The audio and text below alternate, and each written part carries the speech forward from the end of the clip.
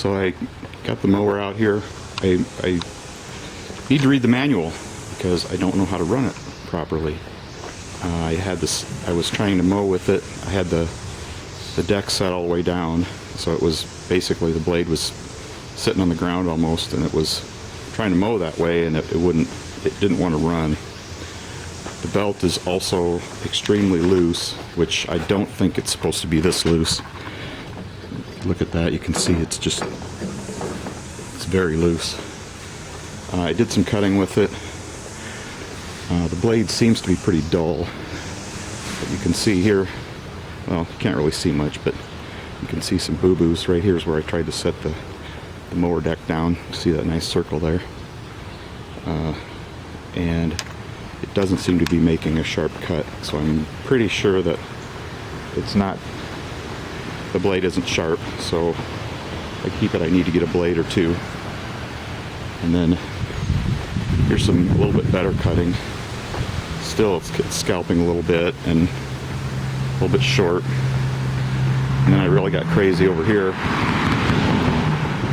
I tried to, instead of turning the blade off and lifting the deck, I tried to go over this uneven area, which I guess you're probably not supposed to do in a mower, but since I've never used a riding mower before, ever, I don't know all the rules on how to use them. I was riding around on the riding mower a little bit, and I got to thinking about it, and I have never mowed a yard with a riding mower before because I've never had a riding mower. And when I was a kid, we never had a riding mower. We always had push mowers. And I've been in my house for 20 years now, and I've had a push mower, 2 push mowers, and that's it. So I don't really know how to use a riding mower the proper way.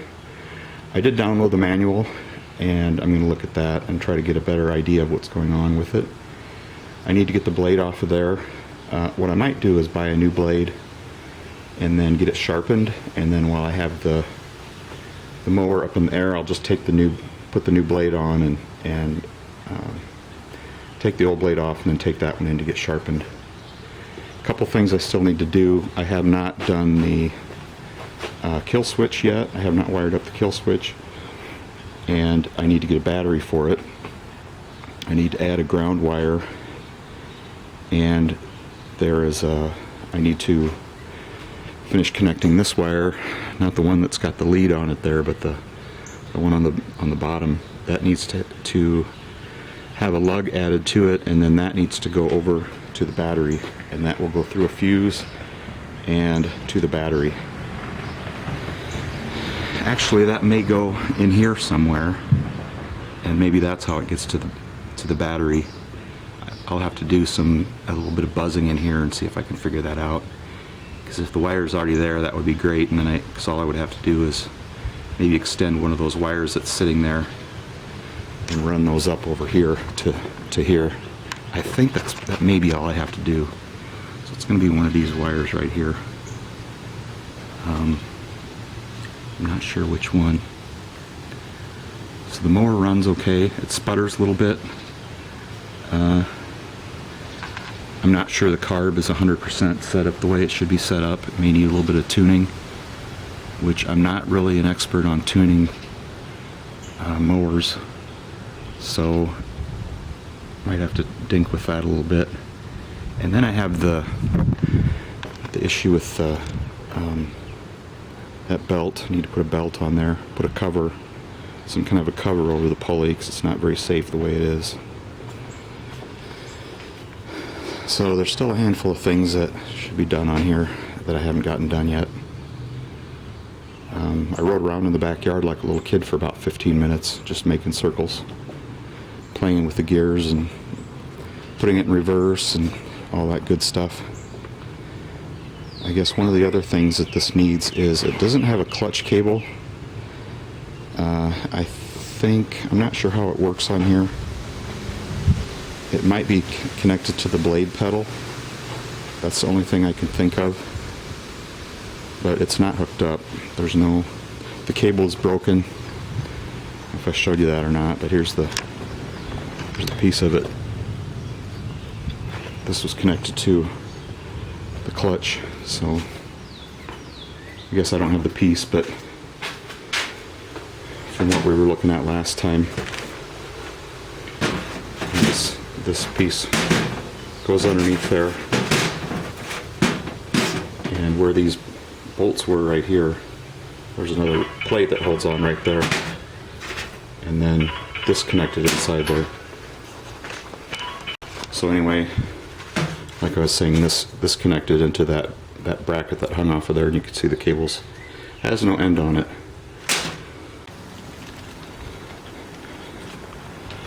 This is a mower in a slightly different form. It's pretty dirty, you can see. Cover came off the battery there. It's in the garage. I just need to snap it back on there. One of the add-ons for this mower was this bagging system.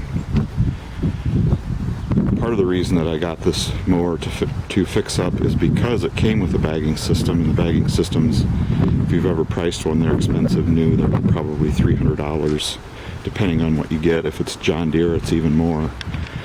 So my main purpose for this was to be able to pick up leaves. So the main reason for me to purchase this mower is I wanted to be able to pick up leaves with it. And it has these bins. The bags are in tough shape, but you can replace those. You can buy new ones. These are the ones that came with it. It doesn't hold tons of leaves, but it holds a lot more leaves than my push mower does. It won't necessarily do the job of raking, because you can see how big these bags are. If this was a triple bagger, you would really be able to put a lot of leaves in there. But since this is a lower horsepower mower, it only had the two bagging system on it. So if you are to decide to do a mower project like this, one of the things that I'd recommend is, if you get something with a hydrostatic, I would try to find out if the hydrostatic works. So if you could ride the mower a little bit, start it and put it in gear and ride it a little bit, even if it doesn't run well, if you know that the hydrostatic is working properly, that might be a good mower to get. If you cannot test the hydrostat, and if they tell you the motor's bad, and you can tell that the motor's bad, that might be okay. Maybe the hydrostat is okay.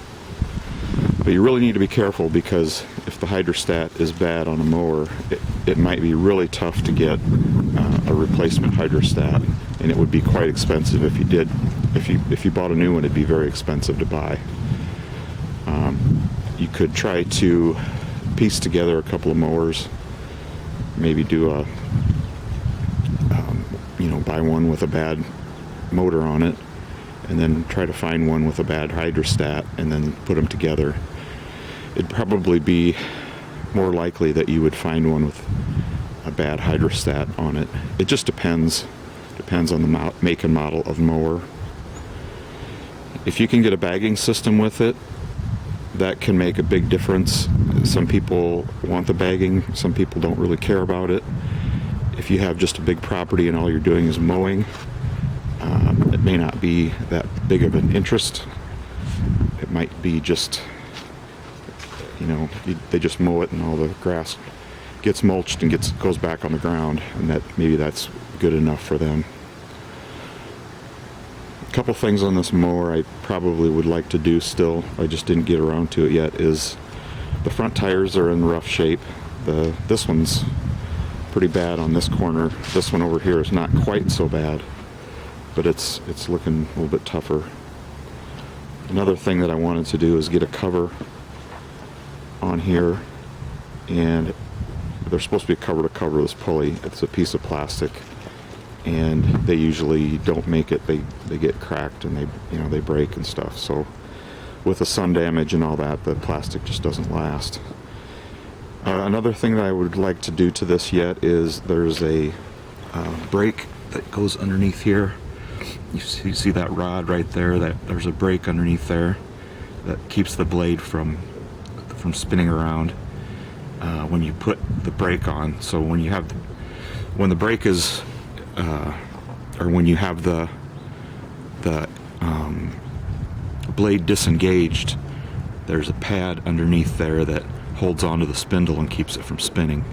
So that's kind of a safety feature. You don't necessarily need it, but if you're getting off the mower, it would sure make it a lot safer if the blade stopped. You know, besides the fact you'd be in big trouble if the mower rolled over and the blade was still spinning. So that'd be really bad news. Overall, I'm pretty happy with how this mower came out. One more project I have for it is I think I need to either rebuild or replace the carburetor on it. It runs pretty rough and it doesn't seem to idle up. It doesn't fast idle like it should when you put load on the motor. Sometimes it does, sometimes it doesn't. Also, the throttle cable has kinks in it, and the way it's routed now doesn't match the way it was routed previously, and there's some kinks in the metal, and it doesn't have the flexibility that it should, so it's a little bit hard to put it in gear like you'd like to. So anyway, I hope you really enjoyed this project. I enjoyed doing it. If you would like to see me do another project of some kind, you can put a comment or send me a comment and let me know. I've got some other things in the hopper that I'd like to do. I've gotten busy with a few other things, so this kind of got put on the back burner for the time being. But thank you for watching. Click and subscribe and let me know what you think of the video. Thank you.